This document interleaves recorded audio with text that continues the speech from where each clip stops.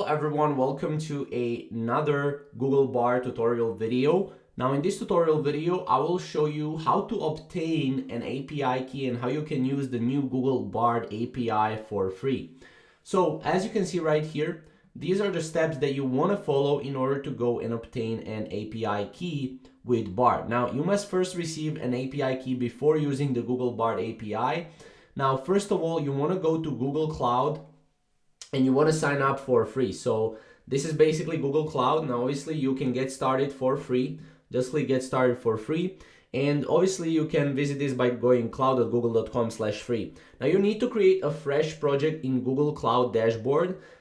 Just give the project a name. It can be Google Bard and select a billing account to associate with. Now keep in mind that you will need to have a billing account, but while you're still in free trial, you will be able to use it for free.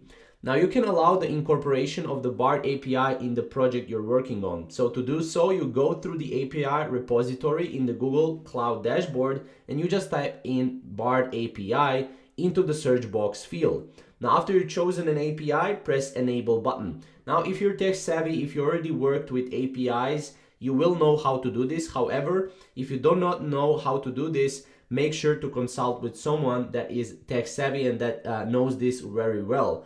Now from there, you can create a new API key. To generate a Bard API key, you need to go to the privileges page of the Google Cloud Dashboard. Now go to the Google Cloud Dashboard and go to the privileges page. And then from there, select create credentials option and select API Bard key.